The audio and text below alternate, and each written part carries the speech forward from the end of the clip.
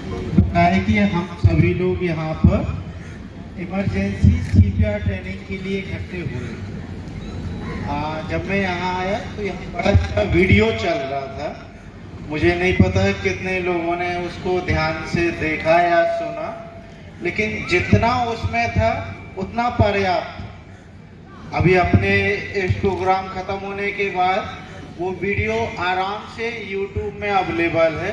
हम सभी लोग को YouTube देखने की बहुत आदत है, आराम से उसको देख भी सकते हो। मुश्किल से 2 या 2.5 मिनट का वीडियो है। उसमें मैं देख रहा था कि ग्वालियर की किसी महिला आरक्षक, मेरे ख्याल से यदि मुझे नाम से याद है तो सोनाली जी ने CPR देके किसी व्यक्ति की जान बचाई। विश्वास मानिए, यदि कभी जिंदगी में एक बार भी इस तरह किसी की जान बचाने का मौका मिलेगा तो पूरी जिंदगी हमको याद रहेगा कि यार हमने एक आदमी की जान बचाई।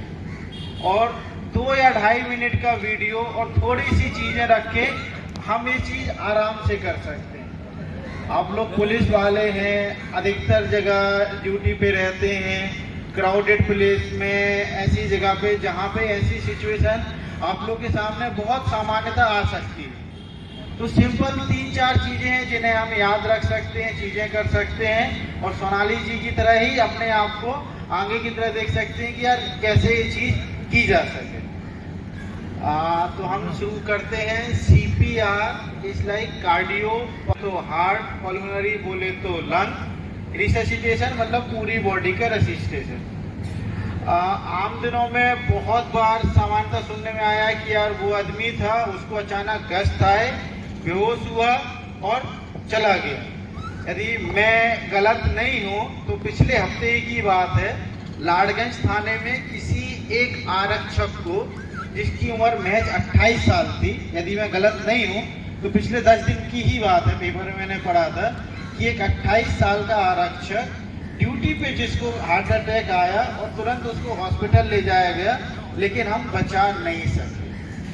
आप सोच सकते हैं 28 साल, मेरे ख्याल से पेपर में ये भी लिखा था कि अभी कहीं उसकी ज्वाइनिंग हुई थी, 1-2 महीने की बात है, नाम मुझे याद नहीं है, लेकिन ऐसी चीजें हुई और इस तरह की चीजें हुई। तो आप अपने बीच भी बहुत सामान्यतः देख सकते हैं कि अचानक कुछ होता है, हार्ट अटैक ऐसी स्थिति बनती है, बेहोश होते हैं और एक प्राइमरी हेल्प ना मिले तो हम फिर हॉस्पिटल या सारी चीजें भी कर लें तो हम रिससिटेट नहीं कर पाते। तो एक चीज है, यदि इसमें जो ध्यान रखने की बात है, वीडियो में भी था, वीडियो में था 4 से 10 मिनट, सामान्यतः कहा जाता है कि 6 मिनट हार्ट अटैक या बेहोश होने के शुरुआती 6 मिनट काफी इंपॉर्टेंट होते हैं। यदि उतने समय के अंदर यदि CPR या इमरजेंसी मेजर शुरू हो जाए तो जान बचाने की संभावना दुगनी से ज़्यादा हो जाती है। ऐसी स्थिति में जहां हम कुछ नहीं कर पाए, वहां पे यदि हम अपना एक प्रोटोकॉलाइज वे में चीज़ें शुरू कर सकें तो हम उसे ज़्यादा बेहतर तरीके से और एक इफेक्टिव तरीके से कर सकते हैं। तो जैसा मैंने बोला कि CPR उन मरीजों को या उन व्यक्तियों को दिया जाता है जो अचानक बेहोश हुए हों या अचानक जिनके हार्ट ने काम करना बंद कर दिया हो। स्टेप हैं जिन्हें हमें याद रखने की जरूरत है। उसके बाद हम देखेंगे कि हमें क्या करना चाहिए। ठीक,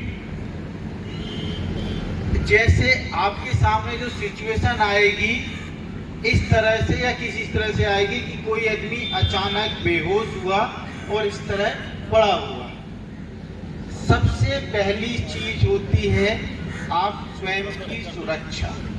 तो योर ऑन सेफ्टी फर्स्ट। आप यदि कभी फ्लाइट में जाएं तो बोलते हैं ऑक्सीजन का दबाव कम होने पे पहले खुद का मास्क ठीक करें। मतलब यदि कहीं भी ऐसी स्थिति है, आप लोग पुलिस वाले हैं, जीवन रक्षक हैं, ऐसी स्थिति होती है कि जहाँ पे खुद जाके चीजें करनी पड़ती हैं और कई बार ऐसा होता है कि हम खुद की परवाह ना किए हुए कूद पड़ते हैं, चाहे वो कहीं आग लगी हो, कोई डूब रहा हो। ऐसी स्थिति में तो सबसे पहला नियम है स्वयं की सुरक्षा, या CPR का सबसे पहला स्टेप है सीन सेफ्टी। जहां हम ये प्रोसीजर या मैन्यूअर करने जा रहे हैं वह स्थान सुरक्षित है या नहीं। ऐसा ना हो कि हम किसी की जान बचाने जाएं और खुद का नुकसान कर लें। हवन करने में हाथ नहीं जलाने हैं। सबसे पहला स्वयं की सुरक्षा। तो जहां भी चीजें कर रहे हैं उस सीन की सुरक्षा सिर्फ कर लें। जो भी व्यक्ति गिरा है, सबसे आइडियल पोजीशन उसको पीठ के बल लिटाना है।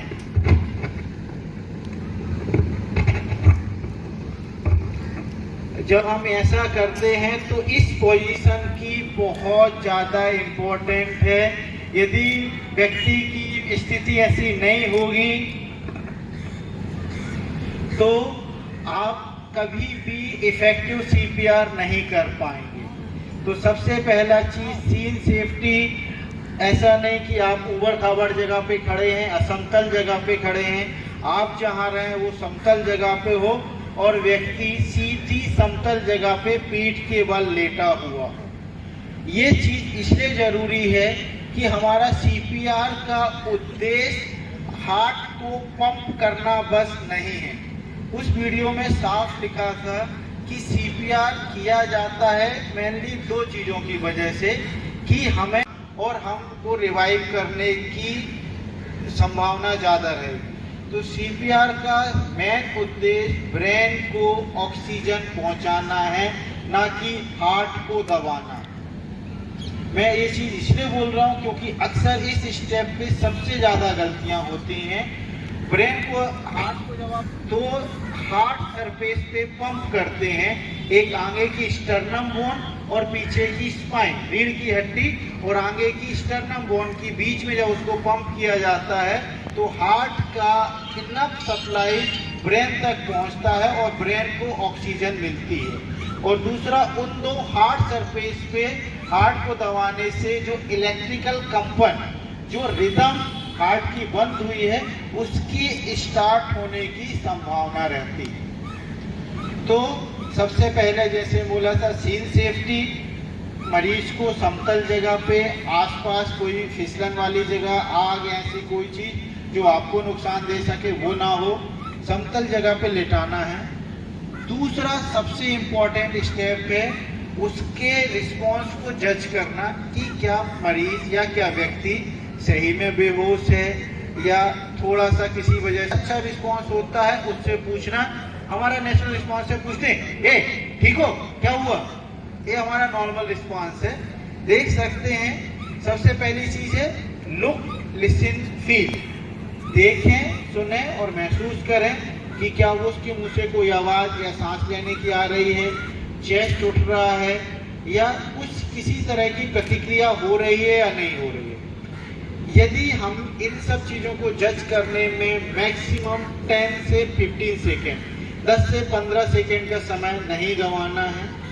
इन डाउट यदि रिस्पॉन्स नहीं आ रहा है तो हमें सीपीआर या इमरजेंसी की तरफ जाना है। इसके बाद का जो स्टेप है वो सबसे इम्पोर्टेंट है, कॉल फॉर हेल्प। अकेला चना भाड़ नहीं फोड़ सकता है। आपकी पुलिस ट्रेनिंग में हमेशा सिखाया जाता है कि इट्स ए टीम वर्क। अकेले आप सारी चीजें नहीं कर सकते हैं। तो वेरी इंपॉर्टेंट, स्टर्नम में दबाना है। हमेशा ध्यान रखें, यदि आप लेफ्ट साइड दबाएंगे तो आप पहले या दूसरे कंप्रेशन में ही मरीज की पसलियों को तोड़ देंगे। आपने लेफ्ट साइड कंप्रेशन किया और तुरंत कड़ कड़ कड़ की आवाज आएगी। कितना भी मजबूत इंसान हो उसकी हड्डियां टूट जाएंगी। वो सीपीआर तो पता नहीं, उस दर्द से महीने भर तो पक्का रहने वाला है, क्योंकि पसलियां 1 महीने के पहले तो नहीं जोड़ती। तो कंप्रेशन करने की जगह जो 99% नॉन मेडिकल लोग गलत करते हैं, वो शरीर के बीचों बीच की हड्डी है, ना कि हार्ट के ऊपर लेफ्ट साइड में। तो शरीर के बीचों बीच की हार्ट सरफेस, जिसे स्टर्नम कहा जाता है, या हिंदी में कहें तो दधीची वाली जो हड्डियां हैं, उनको अपन को दबाना है। स्टर्नम में कंप्रेशन करना है, ना कि लेफ्ट साइड में। मैं इस चीज में बार बार इसलिए बोल रहा हूँ क्योंकि 99% लोग ये करते हैं। हमारे पास हॉस्पिटल में आते हैं, घर में सीपीआर दिया होता है, मतलब पक्का उसकी पसलियां टूटी हुई होंगी। तो दबाने की जगह बीचों बीच स्टर्नम इस यहाँ पे हार्ड सरफेस को दबाना है, ना कि लेफ्ट साइड की पसलियों को। हाथों की मुट्ठी को दबाना है, हाथ को बिल्कुल सीधा रखें, बल एल्बो की ना होके कंधे के जोर से बल लगाना है। मैं इसलिए बोल रहा हूँ क्योंकि कंधे के जोर से आप मैक्सिमम प्रेशर लगा पाएंगे और ज़्यादा देर तक लगा पाएंगे। यदि कभी सीपीआर किया हो तो 1 मिनट 2 मिनट में ही अच्छे से अच्छे पहलवान की सांस फूलने लगेगी। यदि आप इफेक्टिव करेंगे तो ज़्यादा देर तक कर सकते हैं। दोनों हथेलियों को जोड़ के हथेली के बल, हाथ को पूरा सीधा रख के कंधों के जोर पे बल लगाना है, बिल्कुल सीधे इस तरह। यदि आप अपनी पोजीशन मैंने बताया था रख सकें, यदि आपकी कंधे पे आ रही हैं, नहीं आ रही हैं, तो घुटनों के बल इस तरह बैठ के, ये पोजीशन सबसे आइडियल होती है। आप इस तरह करेंगे तो इस चीज को ज्यादा देर तक कर पाएंगे।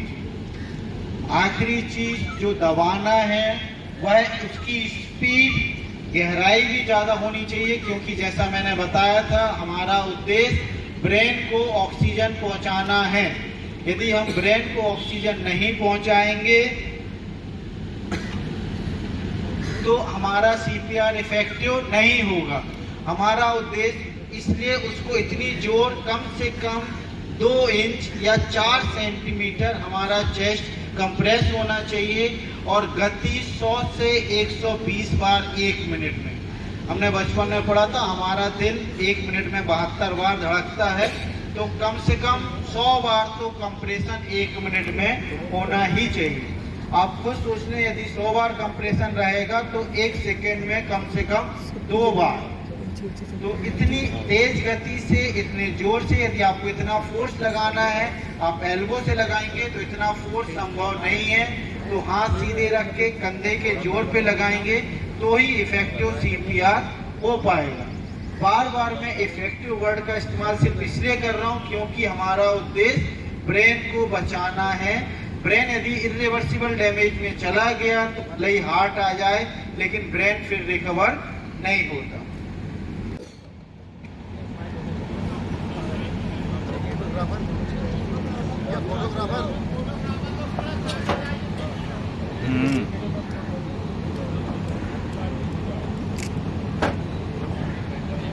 अरे बैठ गए नीचे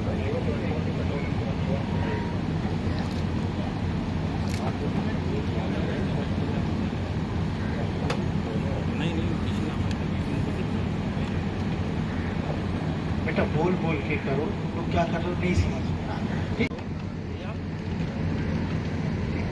call for help, call for help, call for help, आप एम्बुलेंस को कॉल करो, call for help, call for help.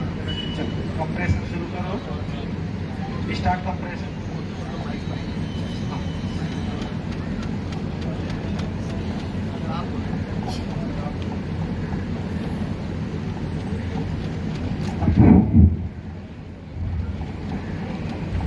Count कर बेटा, हो गया। 1 2 स्टार्ट कर। 1 2 3 4 5 6 7 8 9 10 11 12 13 14 15 16 17 18 19 20 21 22 23 24 25 26 27 29 28 30। 1 2 3 4 5 6 7 8 9 10 11 12 13 14 15 16 17 18 19 20 21 22 23 24 25 26 27 28 29 30।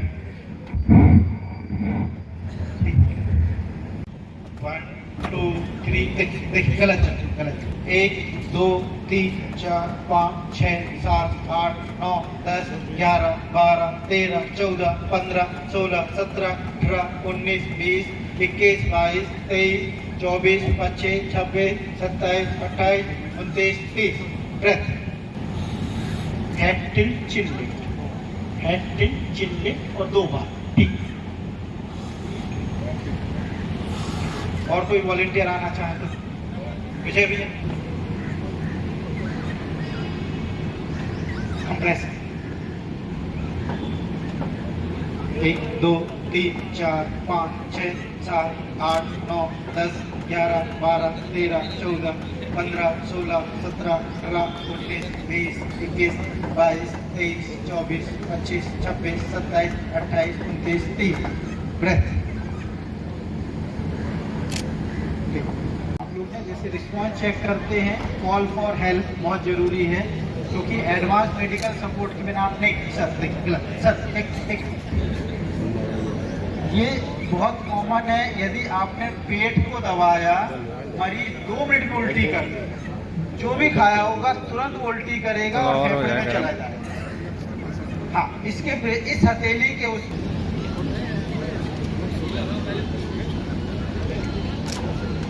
वेरी गुड, काउंट करें 5 6 7 8 9 10 11 12 13 14 15 16 17 18 19 20 21 22 23 24 25 26 27 28 29 30।